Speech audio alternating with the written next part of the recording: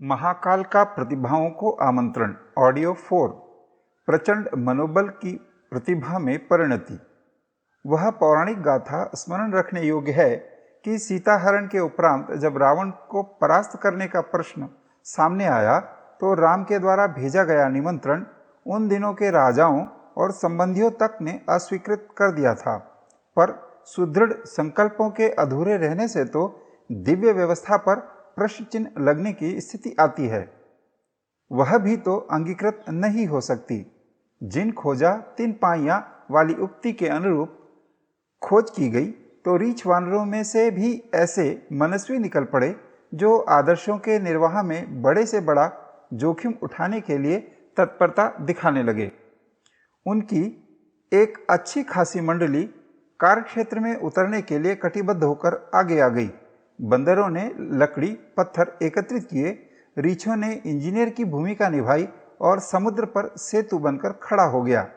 ईश्वर उन्हीं की सहायता करता है जो अपनी सहायता आप करते हैं। प्रतिकूलताएं हटती और अनुकूलताएं जुटती चली गई। लंका विजय और श्रीराम की अवध वापसी वाली कथा सर्वविदित है। सीता भी अनेक बंधनों से छुटकारा पाकर वापस आ गई। यहाँ दो निष्कर्ष निकलते हैं। एक यह कि राम की प्रतिभा पर विश्वास करके वरिष्ठ वानर भी उत्साह और साहस से भर गए थे, अथवा रामदल के मूर्धन्यों ने सामान्य स्तर के वानरों को भी प्राण चेतना से ओतप्रोत कर दिया हो और समर्थ व्यक्तियों की एक अच्छी खासी मंडली बन गई हो।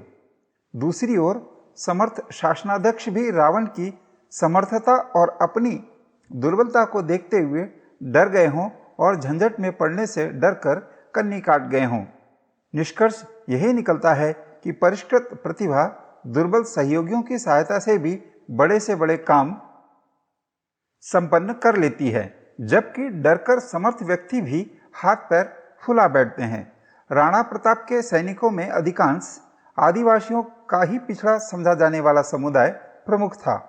लक्ष्मीबाई रानी ने घर के पिंजरे में बंद रहने वाली महिलाओं को भी प्रोत्साहन देकर युद्ध क्षेत्र में वीर सैनिकों की तरह ला खड़ा किया था। रानी लक्ष्मीबाई ने तो अपने समय के दुर्दांत दस्यु सागर सिंह को लूट मार करके भागते समय केवल अपनी सहेली सुंदर के सहयोग से बंदी बनाकर दरबार में खड़ा कर दिया था। उनकी मनस्विता के समक्ष उसका सारा दुस्साहस ढह गया। रानी ने अंततः उसे अपना सहयोगी बनाकर उसकी प्रतिभा का उपयोग अपनी सेना की शक्ति बढ़ाने में किया। साधारण लोगों की प्रतिभा उभार कर साहस के धनी लोगों ने बड़े बड़े काम करा लिए थे। चंद्रगुप्त बड़े साम्राज्य का दायित्व संभालने के योग्य अपने को पा नहीं रहा था, पर चाणक्य ने उसमें प्राण फूके और अपने आदेशानुसार चलने के लिए विवश कर दिया। अर्जुन भी महाभारत की बागडोर संभालने में सकपका रहा था, पर कृष्ण ने उसे वैसा ही करने के लिए बाधित कर दिया जैसा कि वे चाहते थे। समर्थ गुरु रामदास की मनस्विता यदि उच्च स्तर की नहीं होती तो शिवाजी की परिस्थितियां गजब का पराक्रम करा सकने के लिए उद्यत न होने देती। रामकृष्ण परमहंस थे जिन्होंने विवेकानंद को एक साधारण विद्यार्थी से ऊंचा उठाकर विश्व भर में भारतीय संस्कृति का संदेश वाहक बना दिया। दयानंद की प्रगतिशीलता के पीछे विरजानंद के प्रोत्साहन ने कम योगदान नहीं दिया था। साथियों और मार्गदर्शकों की प्रतिभा जिस किसी पर अपना आवेश हस्तांतरित कर दे वही कुछ से कुछ बन जाता है। औजारों हथियारों को ठीक तरह काम करने के लिए उनकी धार तेज रखने की आवश्यकता पड़ती है। इसके लिए उन्हें पत्थर पर रगड़कर शान पर चढ़ाने की आवश्यकता पड़ती है। पहलवान भी चाहे जब दंगल में जाकर कुश्ती नहीं पछाड़ लेते, इसके लिए उन्हें मुद्दतों अखाड़े में अभ्यास करना पड़ता है। प्रतिभा भी यकाएक परिष्कृत स्तर की नहीं बन जाती। इसके लिए आए दिन अवांछनीयताओं से जूझना और सुसंस्कारी आदर्शवादिता के अभिवर्धन का प्रयास निरंतर जारी रखना पड़ता है। समाज सेवा के रूप में अन्यान्यों के साथ भी यही प्रयत्न जारी रखा जा सकता है। समाज में ऐसे अवसर निरंतर नहीं मिलते। निजी जीवन और परिवार परिकर का क्षेत्र ऐसा है जिसमें सुधार परिष्कार के लिए कोई न कोई कारण निरंतर विद्यमान रहते हैं। रोज घर में बुहारी लगाने की, नहाने, कपड़े धोने की आवश्यकता पड़ती है। अपने गुण कर्म स्वभाव में कहीं न कहीं से मलिनता घुस पड़ती है, उनका निवारण करना नित्य ही आवश्यक होता है। मन में, स्वभाव में पूर्व संचित कुसंस्कारों, परिचितों के संपर्कों से मात्र अनौचित्य ही पल्ले बनता है। उसका निराकरण अपने आप से जुझे बिना, समझाने से लेकर धमकाने तक का प्रयोग करने के अतिरिक्त स्वच्छता, शालीनता बनाए बिना नहीं हो सकता। इसके अतिरिक्त आदर्शों का परिपालन भी स्वभाव का अंग बनाना पड़ता है। इसके लिए दूसरों से तो यत्किंचित सहायता ही मिल पाती है। बच्चे अपने प्रयास से रेंगने और खड़े होने का प्रयत्न करते हैं, तभी वे चलने और दौड़ने में समर्थ होते हैं। अपने आप को व्यक्तित्व के हर पक्ष को समुन्नत बनाने के लिए निरंतर अवसर तलाशने और प्रयत्न करने पड़ते हैं। इस अवसर पर आत्मनिरीक्षण, आत्मसमीक्षा, आत्मसुधार और आत्मविकास के लिए अपनी दिनचर्या में ही प्रगतिशीलता का अभ्यास करना होता है। इसी प्रकार शरीर से एक कदम आगे बढ़ते ही परिवार परिकर को श्रेष्ठ समुन्नत बनाने पर ही उनका भविष्य निखरता है। अस्तु उनके परिशोधन के लिए भी श्रमशीलता, शिष्टता, मितव्ययिता, सुव्यवस्था और सहकारिता की प्रवृत्तियों को उन सब के अभ्यास में उतारने के लिए कुछ कारगर कदम उठाने पड़ते हैं।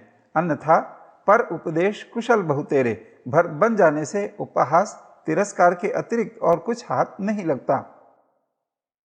अपनी योग्यता क्षमता बढ़ा लेने के उपरांत ही यह बन पड़ता है कि दूसरों पर इच्छित प्रभाव डाला जाए और उन्हें उठने बैठने में सक्षम बनाया जाए। रेल का इंजन स्वयं समर्थ होता है और अपने साधनों से गति पकड़ता है, तभी उसके साथ जुड़े हुए पीछे वाले डिब्बे भी गति पकड़ते हैं। इंजन की क्षमता यदि अस्त व्यस्त हो चले तो फिर वह रेल लक्ष्य तक पहुंचना तो दूर, अन्यों का आवागमन भी रोककर खड़ी हो जाएगी। दूसरों की सहायता मिलती तो है, पर उसे प्राप्त करने के लिए, अपनी पात्रता को विकसित करने के लिए असाधारण प्रयत्न करने पड़ते हैं। पात्रता की प्रकारांतर में सफलता जैसे पुरस्कार साथ लेकर वापस लौटती है। वर्षा ऋतु कितने ही दिन क्यों न रहे, कितनी ही मूसलाधार वर्षा क्यों न बरसे, पर अपने पल्ले उतना ही पड़ेगा जितना कि बर्तन का आकार हो अथवा गड्ढे की गहराई बन सके। उन दिनों सब जगह हरियाली उगती है, पर चट्टानों पर एक तिनका भी नहीं उगता। उर्वरता न हो तो भूमि में कोई बीज उगेगा ही नहीं। छात्रों को अगली कक्षा में चढ़ने या पुरस्कार जीतने, छात्रवृत्ति पाने का अवसर किसी की कृपा से नहीं मिलता। उनकी परिश्रम पूर्वक बढ़ी हुई योग्यता ही काम आती है। प्रतियोगिताओं में परिष्कृत होने वाले जिस तिस का अनुग्रह मिलने की आशा नहीं लगाए रहते, वरन अपनी दक्षता, समर्थता को विकसित करके बाजी जीतने वाले सफल व्यक्तियों की पंक्ति में जा बैठने की प्रतिष्ठा अर्जित करते हैं। देवताओं तक का अनुग्रह तपश्चर्या की प्रखरता अपनाने वाले ही उपलब्ध करते हैं। बिना प्रयास के तो थाली में रखा हुआ भोजन तक मुंह में प्रवेश करने और पेट तक पहुंचने में सफल नहीं होता। महान शक्तियों ने जिस पर भी अनुग्रह किया है, उसे सर्वप्रथम उत्कृष्टता अपनाने और प्रबल पुरुषार्थ में जुटने की ही प्रेरणा दी है। इसके बाद ही उनकी सहायता काम आती है। कुपात्रों को यह अपेक्षा करना व्यर्थ है कि उन्हें अनायास ही मानवीय या दैवी सहायता उपलब्ध होगी और सफलताओं, सिद्धियों, विभूतियों से अलंकृत करके रख देगी। दुर्बलता धारण किए रहने पर तो प्रकृति भी, दैव भी दुर्बल का घातक होता है। इस उक्ति को चरितार्थ करती देखी गई है। दुर्बल शरीर पर ही विषाणुओं की अनेक प्रजातियां चढ़ दौड़ती है। शीत ऋतु का आगमन जहां सर्वसाधारण के स्वास्थ्य संवर्धन में सहायक होता है, वहां मक्खी मच्छर जैसे कृमि कीटकों के समूह को मृत्यु के मुंह में धकेल देता है। सड़क पर बसों मोटरों का ढांचा दौड़ता दिखता है, पर जानकार जानते हैं कि यह दौड़ भीतर टंकी में भरे ज्वलनशील तेल की करामात है।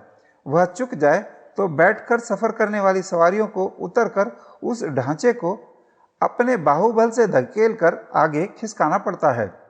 मनुष्य के काया कलेवर के द्वारा जो अनेक चमत्कारी काम होते दिख पड़ते हैं, वे मात्र हाड़ मांस की उपलब्धि नहीं होते, वरन उछलती उमंगों के रूप में प्रतिभा ही काम करती है। स्वयंवर में माला उन्हीं के गले में पड़ती है जो दूसरों की तुलना में अपनी विशिष्टता सिद्ध करते हैं।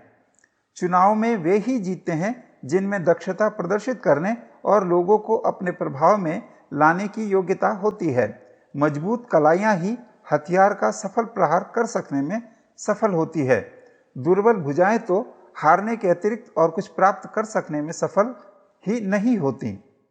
भीष्म ने मृत्यु को धमकाया था कि जब तक उत्तरायण सूर्य न हो आवे तब तक इस ओर पैर न धरना।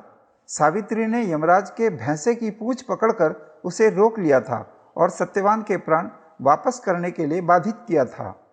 अर्जुन ने पैना तीर चलाकर पाताल गंगा की धार ऊपर निकाली थी और भीष्म की इच्छानुसार उनकी प्यास बुझाई थी। राणा सांगा के शरीर में 80 गहरे घाव लगे थे, फिर भी वे पीड़ा की परवाह न करते हुए अंतिम सांस रहने तक युद्ध में जूझते ही रहे थे। बड़े काम बड़े व्यक्तित्वों से ही बन पड़ते हैं। भारी वजन उठाने में हाथी जैसे सशक्त ही काम आते हैं। बकरों और गधों में से उतना बन नहीं पड़ता, भले ही वे कल्पना करते, मन ललचाते या डींगे हाँकते रहें।